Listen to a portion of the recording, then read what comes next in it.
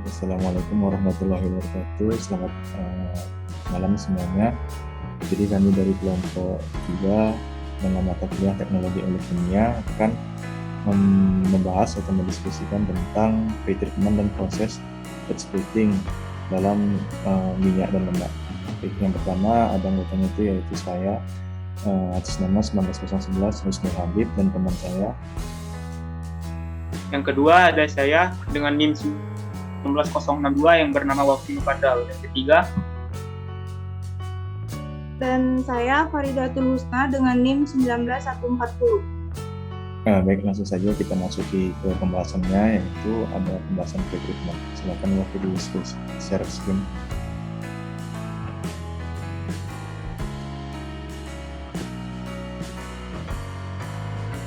Baiklah, kami akan mempresentasikan atau berdiskusi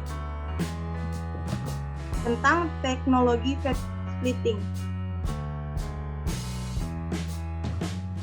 Selanjutnya, kami dari kelompok 3 yang beranggotakan 3 orang yang telah kami sebutkan tadi satu persatu. Kemudian kami akan menjelaskan yang pertama itu ada pendahuluan, yang kedua ada proses pretreatment, yang ketiga ada proses fat splitting, dan yang keempat ada kesimpulan. Nah, yang pertama pendahuluan.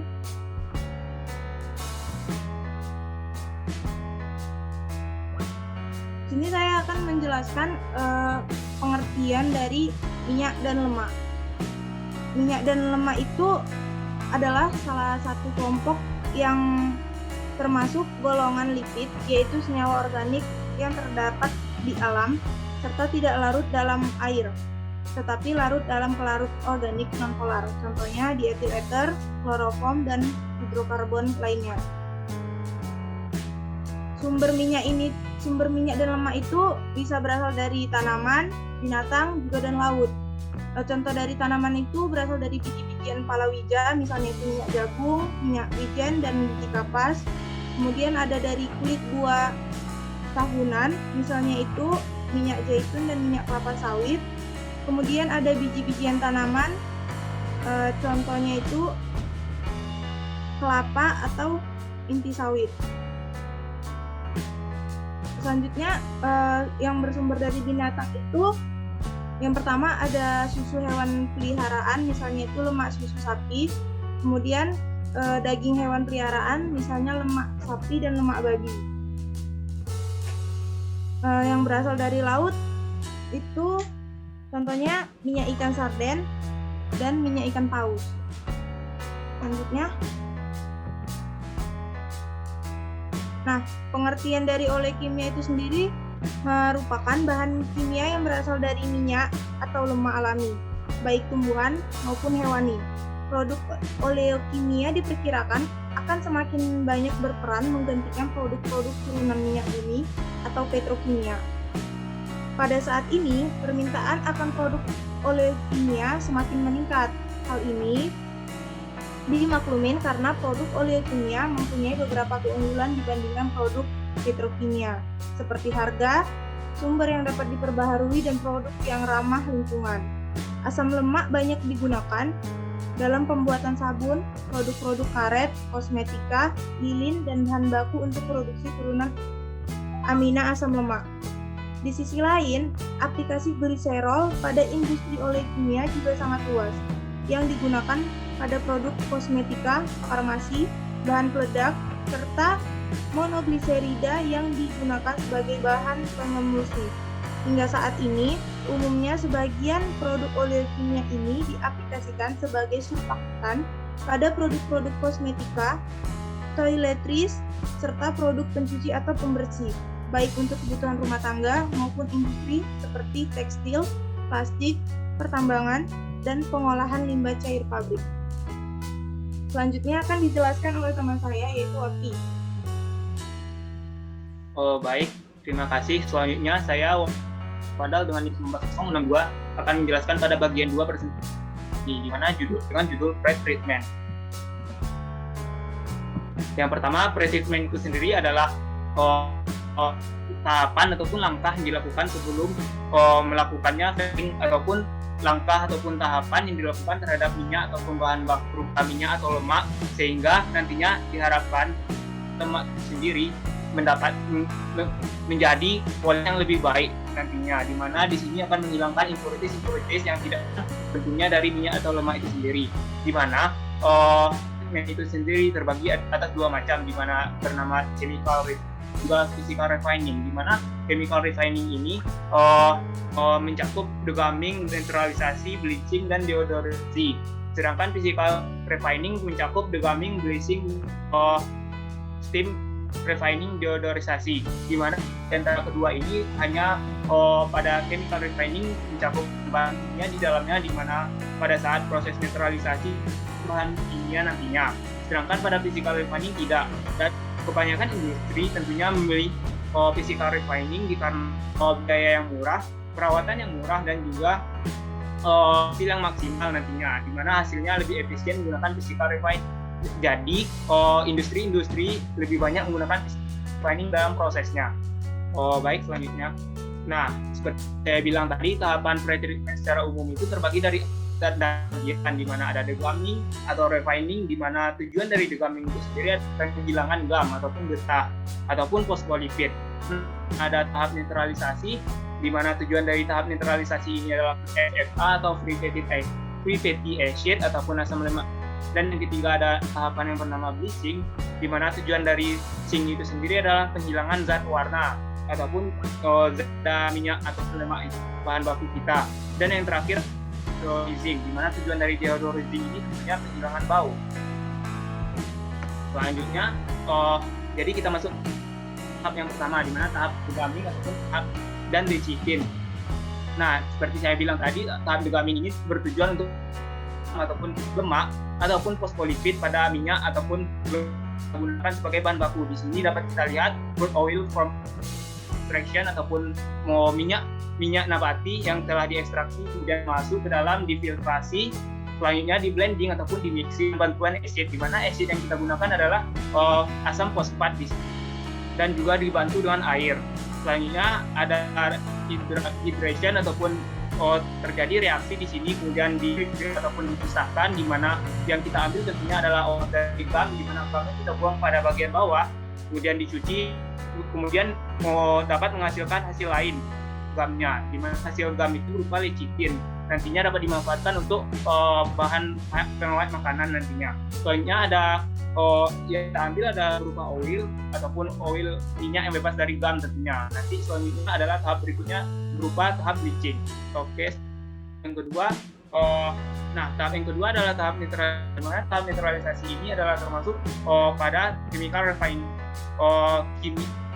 dalam karena adanya reaksi, di mana tujuan neutralisasi ini tentunya adalah menentukan kadar FFA ataupun asam lemak bebas yang terdapat pada minyak, di mana menurunkannya menggunakan bahan minyak, contohnya natrium hidroksida, natrium monoksida, natrium kalium hidroksida, natrium karbonat, dan natrium bikarbonat. Nah, pada gambar ini dapat kita lihat reaksinya menggunakan natrium hidroksida, di mana RCOH yang berupa asam lemak bebas direaksikan dengan natrium hidroksida, yang nantinya natrium bebas ini diharapkan akan berikatan dengan natrium dan juga H2O hasilnya, di mana natrium dan asam lemak bebas dan tentunya kita tahu hasilnya berupa sabun, sedangkan ditambah O berupa air. Nah, dapat kita lihat reaksinya pada gambar berikut ini, bukan sabun dan juga H2O ataupun air. Oke, selanjutnya ini adalah proses bleaching. Tadi seperti yang saya bilang sebelumnya adalah proses degumming ataupun neutralisasi oil, di mana umpannya berupa itu dan kemudian dimasukkan kepada tahap bleaching ataupun pencucian, di mana tahap bleaching ini untuk penghilangan warna seperti yang saya bilang tadi, di mana warna-warna pada warna minyak itu berasal dari warna karoten ataupun warna oranye, warna klorofil warna hijau. Tuh, kemudian di sini kita lakukan pretreatment atau conditioning di awal dengan perlakuan asam, di mana kita tahu bleaching ini ada dua macam prosesnya, dan ada pula yang berasal dari asam yang di sini kita gunakan. Selanjutnya menggunakan bleaching aid, di mana prinsip dari bleaching ini sendiri adalah menggunakan absorpsi yang digunakan adalah bleaching air. Nah, bleaching air yang digunakan mengabsorb atau menyerap zat warna ataupun zat warna berupa karoten ataupun klorofil yang seperti saya ini. Kemudian setelah diserap nantinya dikeluarkan pada proses bleaching ini adalah hasil yang bebas warna ataupun jernih begitu. Dapat dilihat pada proses akhir di mana oil ataupun minyak bleaching oil to deodorizing, di mana adalah deodorizing. Sedangkan di sini ada solid ataupun padatan, yang di mana padatan ini berupa bleaching telah menyerap zat warna tadinya yang kita pisah filtrasi. Oke, selanjutnya adalah tahap terakhir, yaitu tahap deodorisasi, di mana tahap deodorisasi ini adalah kehilangan bau ataupun zat-zat ataupun bau tinggi pada minyak ataupun kita gunakan, di mana umpan yang kita gunakan adalah berasal dari yang bleaching sebelumnya, tahap bleaching sebelumnya, di mana proses deodorisasi ini menggunakan temperatur yang tinggi pada temperatur 200 sampai 240 derajat tekanan yang vakum, di mana pada proses deodorisasi ini terbagi dalam 4 tahap, di mana tahap yang pertama deaeration yang dapat juga ada gambar ini, di mana deaeration ini diharapkan untuk menghilangkan oksigen ataupun zat-zat yang larut pada air. Nantinya yang kita tahu oksigen sangat berbahaya pada minyak, di mana apabila ada oksigen akan sangat mudah minyak teroksidasi. Nah, selanjutnya adalah tahap pemanasan, dapat kita lihat di mana menggunakan high temperature source atau temperatur yang tinggi. Di sini tahap yang kedua pada deodorisasi. Temperaturnya adalah 200 sampai 240 derajat Celcius. Selanjutnya adalah tahap deodorizing atau deodorisasi, yang mana merupakan tahap inti untuk penghilangan bau pada minyak atau umpan yang kita gunakan. Nah, selanjutnya tahap terakhir adalah tahap pendinginan. Dapat kita lihat bagian bawah final cooling ataupun pendinginan ataupun tahap akhir. Kita harapkan adalah pendinginan dari minyak umpan yang sebelumnya telah kita pisahkan sebelumnya. Nah, setelah itu filtrasi, kemudian didapatkanlah hasil yang kita inginkan berupa bebas bau, minyak bebas impurities lainnya, tentunya minyak yang sangat unggul kualitasnya. Oke, selanjutnya saya telah mengambil pada jurnal di mana contoh refined soybean oil. Seperti saya bilang tadi, setiap setiap minyak tentunya berbeda, namun secara umum telah terbagi dalam 4.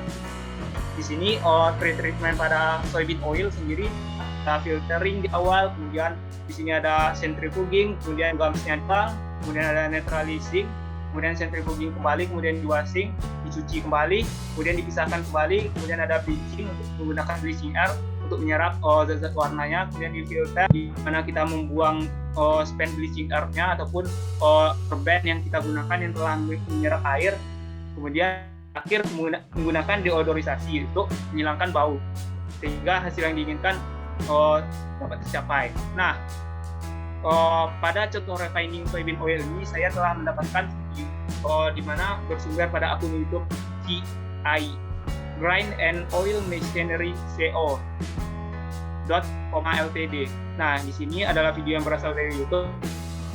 Silakan menikmati videonya.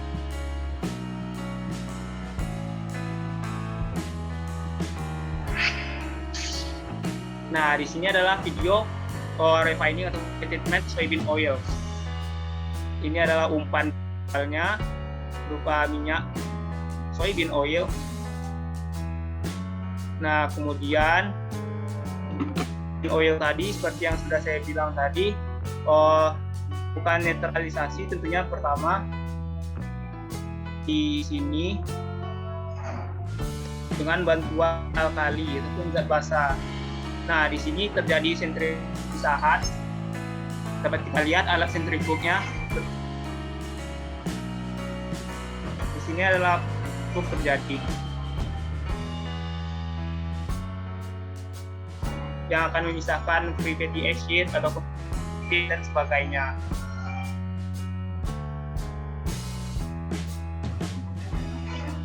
Nah, di sini sebelumnya tadi telah dicuci itu menggunakan air dan disentrifug kembali.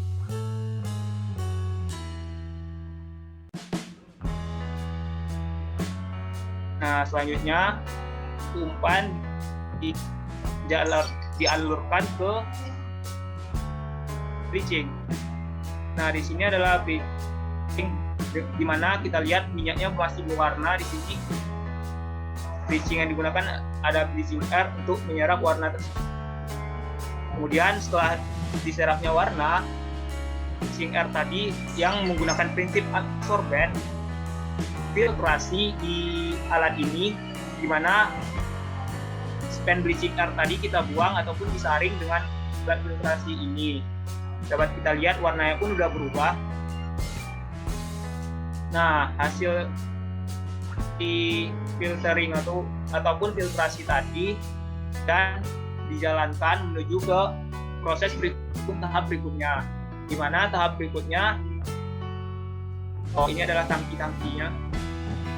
Tahap berikut odorisasi atau deodorizing. Nah, di tangki ini, di tangki yang besar di sini terjadi deodorisasi ataupun penghilangan minyak upan soybean oil kita. Dapat kita lihat warna pun udah jernih yang seperti bleaching sebelumnya.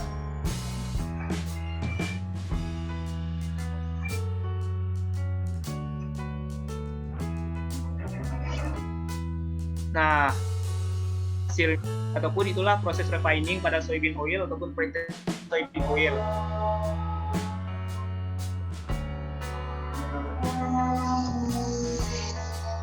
Hasil yang diharapkan tentunya menghasilkan minyak yang jernih dari free fatty acid, bebas dari fosforisis dan impurities lainnya yang tentunya akan memperburuk atau memperjelek pun kualitas minyak yang kita miliki.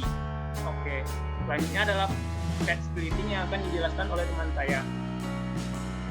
Baik, yang berikutnya itu adalah proses fat splitting. Tadi kita sudah mengetahui bersama bahwa sebelum minyak itu diolah menjadi asam lemak, maka ada perlakuan khusus yang disebut dengan pretreatment. Jadi pretreatment itu dilakukan dengan tujuan untuk menghasilkan minyak yang jernih. Nah, yaitu fat splitting merupakan sistem pemecahan lemak untuk menghasilkan asam lemak serta gliserin sebagai produk sampingnya dengan menggunakan air atau biasa disebut kita dengan proses hidrolisa, atau bisa juga menggunakan enzim. Jadi kita lihat di sini berikut reaksinya. Jadi ada trigliserida, kita reaksikan dengan 3 molekul H2O menghasilkan fatty acid dan juga produk sampingnya berupa gliserin. Selanjutnya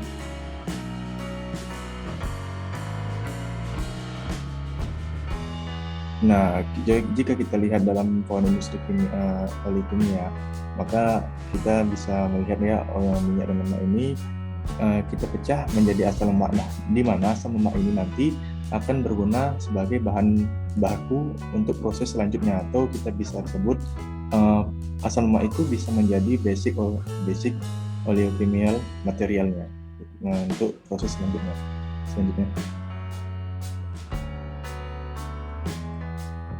Nah, baik, jadi di sini ada mekanisme proses pemecahan lemak itu. Jadi pada dasarnya itu merupakan reaksi homogen yang berlangsung secara bertahap. Jadi di sini ada 3 tahap, di mana tadi trigliserida tadi direaksikan dengan 3 molekul air. Dan itu tahap pertamanya. Nah, tahap kedua itu terpecah tadi menghasilkan 3 monogliserida ditambah dengan 3 molekul air. Itu tahap kedua. Nah, tahap terakhir itu asam trigliserida tadi pecah menjadi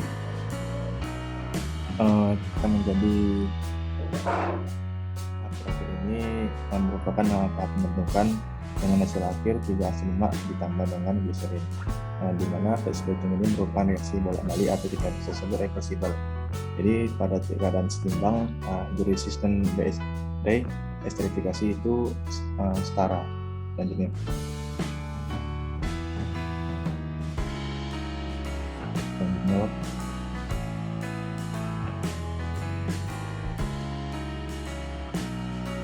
baik, jadi di sini ada beberapa proses yang bisa kita gunakan untuk menghasilkan produk asam lemak yang nantinya asam lemak itu digunakan sebagai basic oleochemical material.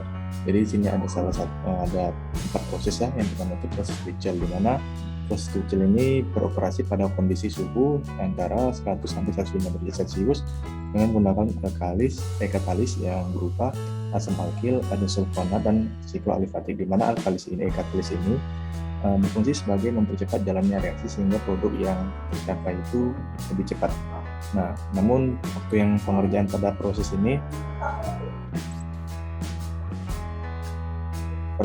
menggunakan waktu yang sangat lama, yang 36 sampai 48 jam. Nah, kondisi operasi ini dilakukan dengan secara batch, artinya tidak ada umpan yang dialirkan, umpan itu sudah ada di dalam. Dan hasilnya berupa produk 35 sampai 90% glycerol. Namun dalam proses ini ada keuntungan dan kelemahannya, di mana keuntungannya itu suhu dan tekanan rendah yang digunakan, kemudian bisa untuk skala kecil ya atau skala laboratorium. Yang berikutnya itu investasi awal relatif ringan. Nah, kelemahan itu sangat banyak. Yang pertama itu penanganan katalis butuh waktu lama sampai berhari-hari, kemudian konsumsi energi yang tinggi, kemudian produk yang dihasilkan itu cenderung berwarna gelap, asam lemak yang dihasilkan itu kurang bagus.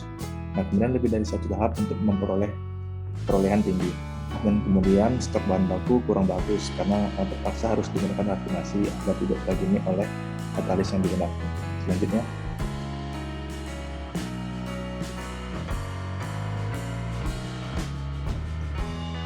yang berikut itu ada proses batch autoclave ya. Jadi proses batch autoclave ini bisa dibilang lebih baik daripada proses Tuchel.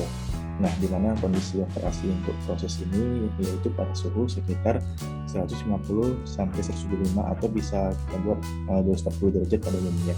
Nah, kemudian untuk tekanan pengoperasian pada sistem ini sebesar 1135 kilopascal.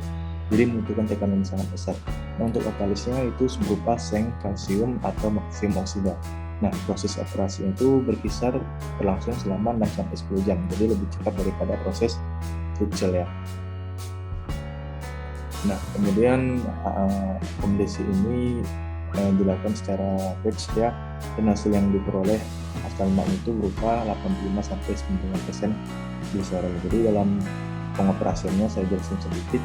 Jadi autoclave ini diisi minyak, airnya itu sekitar separuh dari jumlah minyaknya, dan katalis. Lalu autoclave ini ditutup ya, kemudian steam itu diinjeksikan atau dimasukkan untuk menghasilkan udara terlarut dan untuk menaikkan tekanannya hingga 1135 kPa tadi. Nah, injeksi steam ini dilakukan secara kontinu pada bagian bawah ya, untuk mendapatkan pengadukan dan tekanan operasi yang diinginkan. Isi dari autoclave ini dipindahkan dalam pengendap, di mana akan terbentuk dua lapisan, yaitu lapisan asam lemak dan lapisan bawah gliserol. Nah, asam lemak ini dikeluarkan nantinya, dan gliserol yang tertinggal ditambahkan dengan asam mineral untuk memisahkan sabun yang terbentuk, dan selanjutnya dibilas untuk menghilangkan sisa asam mineral.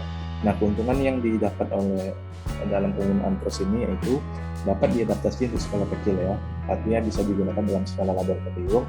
Yang berikutnya, investasi awal lebih murah daripada continue proses. Yang ketiga itu lebih cepat daripada proses Tuchel. Nah, kelemahannya juga tentu ada, di mana investasi awalnya itu agak tinggi. Kemudian kita penggunaan katalis ya. Kemudian waktu reaksi yang lebih lama daripada continue proses. Nah, kemudian biaya tenaga kerja yang tinggi karena untuk juga tekanan yang besar ya untuk pengoperasiannya. Yang berikutnya itu ada perlu lebih dari satu tahapan untuk hasil yang baik. Selanjutnya,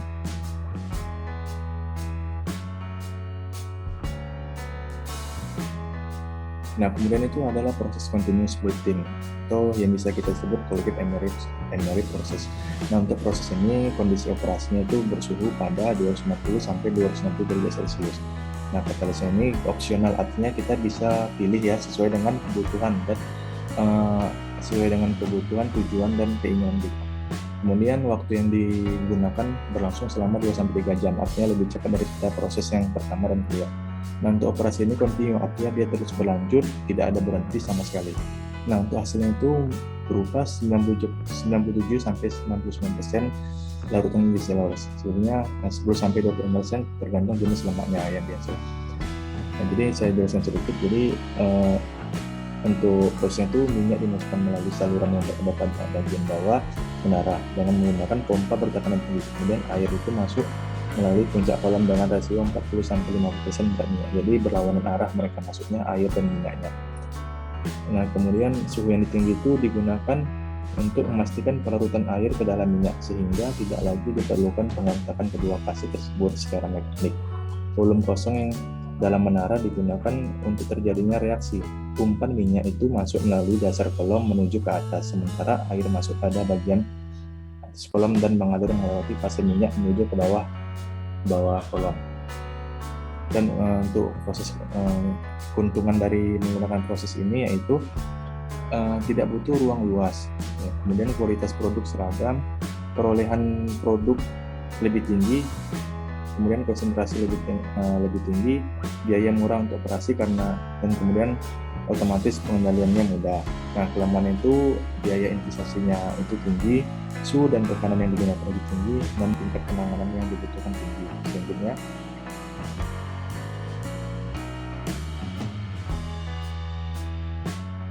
nah, selain daripada proses 3 tadi, ini juga bisa dilakukan dengan proses enzimatik, di mana proses enzimatik ini menggunakan mikroorganisme yang bernama enzim lipase. Nah, untuk proses ini, kondisi operasi yang bisa digunakan itu ialah suhu sekitaran 30-60 derajat Celcius. Kemudian katalisnya itu berupa mikroorganisme, yaitu lipase dari Candida, Robusta, Aspergillus niger, dan Rhizopus argyzus. Nah, untuk waktu operasinya itu berlangsung selama 48-70 derajat. Hasil yang didapatkan berupa 98% produknya. Nah, keuntungannya apabila menggunakan proses ini itu perolehan tinggi dan lebih ramah lingkungan. Kenapa lebih ramah lingkungan? Karena kita menggunakan mikroorganisme yang berasal dari biologi. Dan kelemahannya itu waktu yang sangat lama, diikuti investasi biologi yang mahal. Nah, untuk pemilihan proses itu dipertimbangkan berdasarkan ada beberapa hal. Yang pertama, konversi produk yang sangat tinggi, kemudian waktu reaksi yang lebih singkat, dan biaya operasi yang lebih murah. Karena sebab dalam pabrik itu orientasinya ketiga aspek tersebut. Jadi menurut yang lebih baik berdasarkan kriteria pemilihan proses di atas, maka proses kontinu lah yang paling baik untuk diterapkan dalam proses pemecahan lemak menjadi asam lemak yang paling efektif dan efisien. Yang berikutnya itu ada kesimpulan. Itu kesimpulannya berupa lanjut saja, lanjut. Kesimpulan itu berupa proses yang digunakan itu proses yang paling baik, yaitu proses kontinu, di mana kita bisa dapatkan reaksi konversi yang sangat tinggi dan produk yang sangat berkualitas.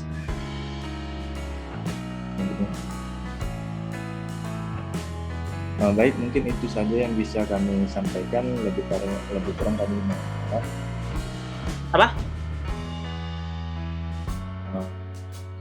Semoga apa yang kami sampaikan bermanfaat untuk kita semua. Jika ada kesalahan dalam penyampaian, kami mohon maaf. Semoga materi dari kami bisa membantu untuk referensi yang dibutuhkan. Terima kasih.